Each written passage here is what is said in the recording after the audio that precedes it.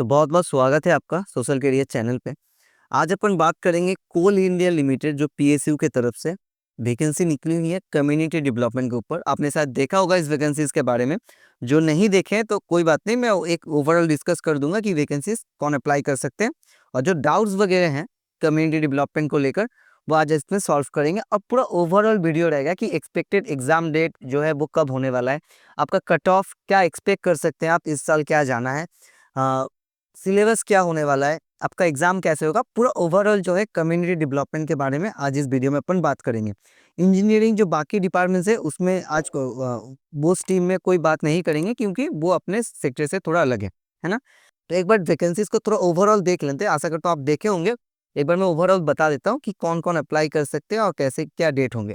एक बार सीधा डेट देखते हैं कि 15 जनवरी को जो है इसका फॉर्म आउट हुआ है, ओपनिंग डेट है। लास्ट डेट आप इसमें फिल कर सकते हो 14 फरवरी तक 6 बजे तक। उसके बाद आपका पोर्टल जो है नहीं चलेगा, आप पहले इसको अप्लाई कर लेना क्योंकि लास्ट जब अगर अप्लाई अप्लाई करने जाओगे तो पोर्टल में दिक्कत आएगा। ठीक है, अप्लाई कैसे करना, आपको वेबसाइट में जाना है। सिलेबस क्या रहने वाला है, देखिए आपके पास यहाँ पे कुछ स्ट्रीम्स के नाम दिए हुए हैं। एक बार आप, मैं जूम कर लेता हूँ, आप देख लीजिए। बहुत सारे स्ट्रीम के नाम दिए हुए हैं, community development, rural development, community organisation, rural urban community development, rural tribal development, development management, rural management etcetera. तो 2 साल का पोस्ट ग्रेजुएशन मांगा है, कोई एक्सपीरियंस नहीं मांगा है। अब बहुत सारे कैंडिडेट्स का ये सवाल आते हैं कि मेरा कोर्स का जो नाम है वो इससे मैच नहीं करता है ना। मेरा कोर्स सपोज मेरा डेवलपमेंट स्टडीज है, आप देख सकते हो कि यहाँ पे डेवलपमेंट स्टडीज तो दिया नहीं है। तो उस टाइम पे आप क्या करोगे, आप क्या एलिजिबल हो कि इसके बारे में, तो उस बारे में अपन आज बात करेंगे, उस क्या प्रोसीड्योर रहता है। और साथ में और दिया हुआ है कि आपने अगर सोशल वर्क किया हुआ है और साथ में अगर आपके पास इस स्ट्रीम में स्पेशलाइजेशन है तो आप इसमें अप्लाई कर सकते हो। देखिए पहला पॉइंट जो अपन डिस्कस करेंगे कि अगर आपका सिलेबस का नाम जो है, आपका कोर्स का नाम इसमें नहीं है, तो पहले आपको क्या करना है, आपका इसका सिलेबस गो थ्रू करना है, जो मैं आपको दिखाऊंगा कि कम्युनिटी डेवलपमेंट में आपका क्या कौन से सिलेबस जो है आपको पढ़ना है वो होगा और कौन से सिलेबस से जो है सवाल आएगा, है ना। तो आपको वो सिलेबस देखना है और देखना है कि आपके जो कोर्स करिकुलम है उसमें क्या आपको ये पढ़ाया गया है कि नहीं गया है ना। अगर आपका सिलेबस मोर देन 80% आप एक मान सकते हो, कोई ऐसा रूल नहीं है, पर ऐसे होता है कि ऐसा हो सकता है कि एक दो सब्जेक्ट जो है आपको नहीं पढ़ाया गया है, पर मोस्ट ऑफ द सब्जेक्ट अगर आपको पढ़ाया गया है तो आप इसमें जरूर अप्लाई करो। आप इसमें जब आप एग्जाम में बैठोगे, जब आप पास हो जाओगे तो आपको हो सकता है कि आपके कॉलेज के जो वाइस चांसलर है उससे एक लेटर कोल इंडिया लिमिटेड को देना पड़ सकता है। तो बाकी ऐसा कोई इश्यू नहीं होगा। और सोशल वर्क वालों के लिए भी है, जिसके पास स्पेशलाइजेशन नहीं है, जिसके पास स्पेशलाइजेशन नहीं है उसने सोशल वर्क तो कर रखा है पर बहुत सारे कॉलेज में स्पेशलाइजेशन होता नहीं है, तो आप इसमें अप्लाई कर सकते हो। मेरे बहुत सारे कलीग्स हैं, जो दोस्त हैं, वो अभी कोल इंडिया में जॉब कर रहे हैं, उनके डीएसएसडब्ल्यू से उन्होंने सोशल वर्क किया था। डीएसएसडब्ल्यू में कोई स्पेशलाइजेशन ऐसे नहीं दिया जाता है ना। तो उनका भी नहीं था, तो आप उसमें अप्लाई कर सकते हो। अगर आपके पास स्पेशलाइजेशन है तो वेल एंड गुड, अगर आपके कॉलेज में स्पेशलाइजेशन है तो आप इसमें इस सब्जेक्ट में आपका स्पेशलाइजेशन जो है आपका यहाँ पे मांगा गया है ना। एक बार देख लेते हैं कि यहाँ पे बेसिक से इन्फॉर्मेशन दिया है कि आपको कितने परसेंटेज मार्क्स चाहिए, क्या क्या डॉक्यूमेंट्स वगैरह चाहिए, यहाँ पे पूरा एक डिटेल्स दिया। मैं इसका पीडीएफ जो है दे दूंगा, आप ये इसको सीधा पढ़ लेना वहाँ से। देखिए वैकेंसीज के बारे में बात करते हैं कि कितने वैकेंसीज हैं। जनरल के लिए 6 वैकेंसीज हैं, ठीक है। ईडब्ल्यूएस के लिए 1 वैकेंसी है, एससी के लिए 2 वैकेंसी है, एसटी के लिए 1 और ओबीसी के लिए 3 वैकेंसीज है। टोटल जो है फ्रेश वैकेंसीज जो है 13 वैकेंसीज है। देखिए इसमें ओबीसी और एससी एसटी का, ओबीसी का वैकेंसीज ज़्यादा है, ये हर साल होता है कि ओबीसी का वैकेंसीज ज़्यादा होता है। उसका रीज़न ये है कि जितने भी फॉर्म फिलअप होते हैं उसमें ओबीसी जो है, ओबीसी का फॉर्म फिलअप का नंबर थोड़ा ज़्यादा होता है ना, तो इसके लिए एससी एसटी से, तो इसलिए ओबीसी का पोजीशन ज़्यादा है। तो टोटल 13 वैकेंसीज है। साथ में बैकलॉग वैकेंसीज है। देखिए बैकलॉग वैकेंसीज आपको पता ही होगा कि जो वो वैकेंसीज है जो पहले जो वैकेंसीज निकले हुए थे उसमें जितने लोगों का कट ऑफ क्लियर नहीं हुआ, वो एलिजिबल नहीं हुए उसमें, या किसी ने जॉब छोड़ दिया, तो ये बैकलॉग वैकेंसीज है ना, जो फिल नहीं हुआ पिछले वैकेंसीज के, तो वो वैकेंसीज भी है। यहाँ पे ओबीसी का 2 वैकेंसीज है, एससी का 2, एसटी का 3, टोटल 7 वैकेंसीज है। तो आपके 20 वैकेंसीज आपके हो जाएंगे, ठीक है। बाकी स्ट्रीम को अभी मैं कोई डिस्कस नहीं करता हूँ क्योंकि ऐसे ही ये वीडियो बहुत लंबा हो जाएगा अगर मैं डिस्कस करूँगा पूरा। तो एक पूरा वीडियो को अंत तक देखिए, मैं पूरा ओवरऑल एक बात करूँगा कि कहाँ पे क्या करना है ना। टेस्ट सीरीज आपके अगर आपके जो एग्जाम सेंटर है बेसिक्स है, जैसे गवर्नमेंट का एग्जाम का नियम है वही है। कंप्यूटर टेस्ट की बात करें तो 2 पेपर आपके होंगे यहाँ पे, है ना, पेपर 1 पेपर 2। पेपर 1 में आपका जनरल इंग्लिश पूछा जाएगा, क्वांट्स पूछे जाएंगे, आपसे रीजनिंग पूछे जाएंगे, आपके पास जो है जनरल अवेयरनेस पूछे जाएंगे। टोटल 4 सब्जेक्ट है, 25-25 मार्क्स के हैं, है ना। टोटल 100 मार्क्स के यहाँ पे जो आपको सवाल यहाँ पे पूछा जाएगा। और पेपर 2 में आपका प्रोफेशनल पेपर जो रहेगा, इनका सिलेबस क्या होने वाला है ये भी अपन इस वीडियो में टोटल बात करेंगे कि आपको क्या पढ़ना होगा, ठीक है। देखिए क्वालिफाइंग मार्क्स की क्या दिया हुआ है कि जनरल्स के लिए minimum 40 marks in each paper, minimum 35 marks OBC के लिए और एससी के लिए 30 मार्क्स। देखिए ये क्वालिफाइंग है, अगर ये मार्क्स आप ले जाते हो तो ऐसा नहीं है कि इस मार्क्स पे आपका सिलेक्शन हो जाएगा, है ना। ये क्वालिफाइंग मार्क्स है, मतलब आप ये समझ सकते हो कि अगर ये मार्क्स अगर आपके पास हुआ तो फर्दर आपका जो है कॉपी चेक किया जाएगा एग्जामिनर के द्वारा, है ना। ये आपका कट ऑफ में जो है फर्दर एनालिसिस होगा। तो ये क्वालिफाइंग मार्क्स है, ये इसका अगर नहीं हुआ आपका, है ना, तो फिर आप पहले ही बाहर हो गए कंपटीशन से। उसके बाद जो आपका कट ऑफ जाएगा उसके हिसाब से आपका सिलेक्शन होगा। दोनों वर्जन में आपका एग्जाम होगा, यहाँ पे इंग्लिश भी है हिंदी भी है। बाकी एनओसी वगैरह चाहिए आपको, अगर कोई गवर्नमेंट कोई एक्सपीरियंस है तो वहाँ पे एनओसी आपको यहाँ पे सबमिट करना पड़ेगा।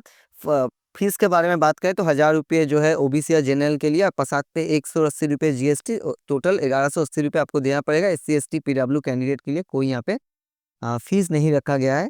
और एज लिमिट जो है 30 ईयर्स यहाँ पे रखा गया है। 30 सितंबर 2024 देखिए ये, लेकिन जनवरी का नहीं है ना, ये 30 सितंबर 2024 के हिसाब से आपको 30 साल होना पड़ेगा। उससे ज़्यादा अगर हुआ तो फिर आप इसमें एलिजिबल नहीं होंगे। साथ में कुछ एज रिलैक्सेशन भी दिया हुआ है, ओबीसी के लिए 3 साल, एससी एसटी के लिए 5 साल, आप इसमें गो थ्रू कर सकते हो। एक बार पे के बारे में देखिए, कोल इंडिया लिमिटेड या पीएसयू में सैलरी बहुत ही अच्छी खासी आपको प्रोवाइड की जाती है। देखिए आपका बेसिक पे जो है यहाँ पे 50,000 यहाँ पे दिया हुआ है, ठीक है।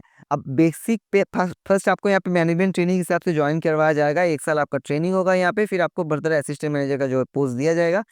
सैलरी बहुत ही अच्छी खासी है, साथ में इसके साथ बहुत सारे अलाउंसेस भी हैं, तो आप मान सकते हो, मैं एक एवरेज बता सकता हूँ कि 75 to 80 आपका जो है अलाउंसेस वगैरह मिला के आपका यहाँ पे सैलरी चला जाएगा, ठीक है। तो सैलरी के बारे में कोई टेंशन नहीं लेना है।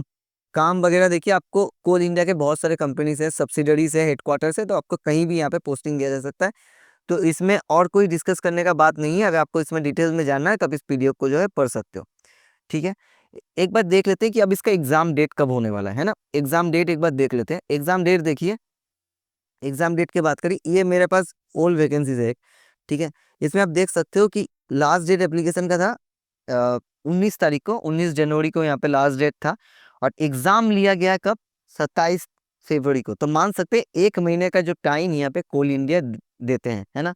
तो अपना भी अगर 14 फरवरी को, 14 फरवरी को अगर लास्ट डेट है, तो आप मान सकते हो कि मार्च के सेकेंड वीक में आपका एग्जाम हो जाएगा, ठीक है। मार्च में जो फेस्टिवल वगैरह है, या तो उनके पहले वो करवा सकते हैं, उनके बाद में भी करवा सकते हैं। आप ट्राई करो कि उनके पहले टारगेट लेने की, आपको ऐसा टारगेट होना चाहिए कि आपका मार्च में जो है, हम सॉरी, मार्च के पहले जो आपका एग्जाम हो जाएगा यहाँ पे। और तो फिर अगर बाद में आपका सेकेंड वीक में एग्जाम हुआ तो वो आपके लिए प्लस पॉइंट होगा रिवाइज करने के लिए, है ना। तो आप मार्च में आप इसका एग्जाम डेट जो है एक्सपेक्ट कर सकते हो। सिलेबस क्या है एक बार देखिए, सिलेबस में दिखा देता हूँ। सिलेबस में general knowledge, awareness, everyday science, research, है ना, sports, Indian culture, Indian history, national movement, जितने भी हैं।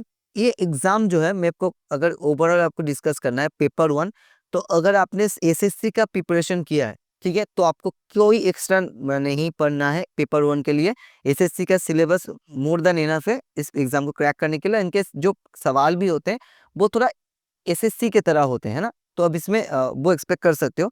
और जनरल अवेयरनेस में आपका आप मान सकते हो कि 30-70 आपका रेशियो होगा। एक मतलब कोई रूल तो है नहीं, मैं फिर बता रहा हूँ, मैं आपको क्वेश्चन पेपर एनालिसिस करके बता रहा हूँ कि 30-70 आप मान सकते हो। 70% जो है आपका जनरल अवेयरनेस होगा। जनरल अवेयरनेस में करंट अफेयर्स, अब बहुत बेसिक से सवाल होते हैं। और कुछ ऐसे भी जनरल नॉलेज के क्वेश्चन जो होंगे वो इसलिए पूछे जाते हैं क्योंकि वो न्यूज़ में रहा होगा, इसलिए वो पूछे जाते हैं। किसी का आपका चेयरमैन का नाम पूछ लिया, है ना, वो इसलिए पूछे जाते हैं क्योंकि कुछ रीजन के कारण ये न्यूज़ में रहे होंगे। आपको 5 से 6 महीने का जो है यहाँ पे करेंट अफेयर्स पढ़ के डेफिनेटली जाना है, ठीक है। उसके पहले आप उसको अब एग्जिट कर सकते हो क्योंकि टाइम आपके पास है नहीं, है ना। आपको मिनिमम 4 मंथ का तो करना ही है अगर आप इसको एग्जाम को सीरियसली ले रहे हो तो। नंबर एबिलिटी के बारे में देखिए, नंबर एबिलिटी के बारे में इसमें जो सिलेबस दिया हुआ है आप इसमें पढ़ लेना, ठीक है। कुछ कुछ चीज़ें आपको रेशियो, प्रोपोर्शन, परसेंटेज, है ना, नंबर सिस्टम, हाइट, डिस्टेंस, ये सब वगैरह जो है ज़्यादातर सवाल यहीं से आते हैं, तो आप इसको अच्छे से करके जाना। ये जो मैंने टॉपिक बोला अभी, तो उसमें आपका हो जाएगा सिंपल इंटरेस्ट, कंपाउंड इंटरेस्ट, तो उसमें आपको बहुत सारा कवर हो जाएगा। उसके बाद जियोमेट्री से भी क्वेश्चन आते हैं, टाइम, स्पीड, डिस्टेंस से भी क्वेश्चन आते हैं, वर्क से भी क्वेश्चन आते हैं, तो हर टॉपिक से यहाँ पे क्वेश्चन दिया जाता है। एरिथमेटिक प्रोग्रेशन, जियोमेट्री प्रोग्रेशन, इसमें भी क्वेश्चन यहाँ पे देखने को आपको मिलेगा। रीजनिंग में भी बहुत ज़्यादातर टॉपिक से एक दो करके सवाल पूछते हैं, तो पूरा ज़्यादातर यहाँ पे जो है सिलेबस रीजनिंग में कवर किया जाता है। पर आप मान सकते हो कि ज़्यादा से ज़्यादा जो पिक्चर वाले सवाल है या कोडिंग रिकॉर्डिंग है, उनसे आपको सवाल यहाँ पे जो है ज़्यादा मिलेगा। इंग्लिश का सवाल अगर मैं बात करूं कि इंग्लिश का सवाल ऐसा कुछ डिफिकल्ट नहीं है। अगर आपका इंग्लिश ठीक ठाक है तो आप इसमें आप इसको अच्छे से क्रैक कर सकते हो। आपको यहाँ पे शायद सिनोनिम एनोनिम में थोड़ा सा यहाँ पे प्रॉब्लम होगा, बाकी अगर आपका बेसिक्स अंडरस्टैंडिंग इंग्लिश में ठीक है तो आप इसको इजीली क्रैक कर सकते हो। अब जो मेन पार्ट है कि कम्युनिटी डेवलपमेंट का सिलेबस क्या होने वाला है, देखिए इसमें सोशल वर्क, रूरल डेवलपमेंट दोनों मिक्स तरीके का सब्जेक्ट मिलेगा, ठीक है। पहले जैसा है अंडरस्टैंडिंग सोसाइटी, कल्चर, आइडेंटिटी, ये सोशियोलॉजी का एक सब्जेक्ट हो गया। कम्युनिटी ऑर्गेनाइजेशन के बारे में पढ़ना है। Social policy planning, rural development and governance, social welfare administration, theoretical perspective for community practice, state social protection development programme, social welfare administration, introduction to social theory, social policy and planning, Adivasi and Dalit movements theory and practice, type states and governance, political economy development and Dalit, individual and group behaviour, public policy analysis. ये जो आपका syllabus यहाँ पे होने वाला है। हाँ, syllabus का जो अगर मैं डिफिकल्टी का बात करूं कि इनका जो एग्जाम का जो क्वेश्चन होता है वो आप मान सकते हो कि मॉडरेट टाइप का होता है ना, easy to moderate factual question होंगे। तो वो आपको थोड़ा सा आपको पढ़ना पड़ेगा उसके लिए, क्योंकि कुछ ईयर जो है इंपॉर्टेंट ईयर आपको पता होना चाहिए, कुछ इंपॉर्टेंट बुक्स के ऑथर आपको पता होने चाहिए, कुछ इंपॉर्टेंट डेफिनेशन आपको पता होना चाहिए, है ना। तो वो अपन जो पहले अगर आप सोच रहे हो कि मैंने पढ़ा हुआ है तो वो क्रैक हो जाएगा, तो उतना थोड़ा सा आप प्रॉब्लम आपको फेस करना पड़ सकता है, तो आपको यहाँ पे पढ़ना होगा, थोड़ा सा जो रिवाइज जो है देना पड़ेगा, ठीक है।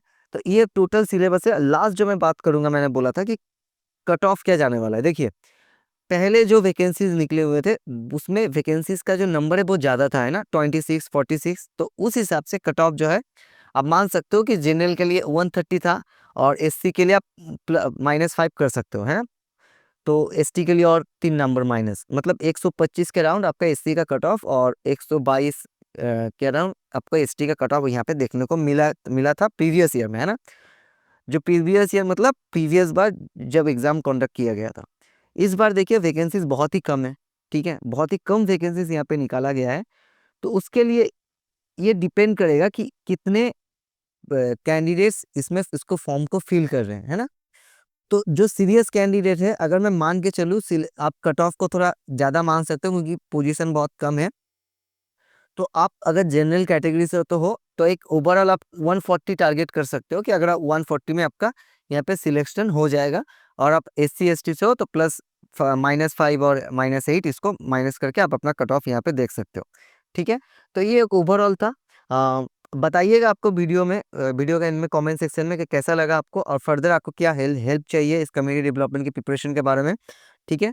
अगर कोई सिलेबस वगैरह भी कवर करना है जहाँ पे आपको हम लोग को दिक्कत हो रहा है, या आप लोग कोई एग्जाम क्वेश्चन ये सॉल्व करना चाहते हो, तो वो भी आप कमेंट सेक्शन में मेंशन कीजिएगा। अगर पॉसिबल हो तो मैं ज़रूर उसके साथ आऊँगा ताकि इस एग्जाम में आपका हेल्प हो सके। तो बहुत बहुत धन्यवाद आपको इस वीडियो के एंड तक जुड़े रहने के लिए। मिलते हैं नए वीडियो में नए कुछ और वैकेंसीज और कुछ नॉलेज और कुछ इन्फॉर्मेशन के साथ। तब तक के लिए stay tune and thank you so much.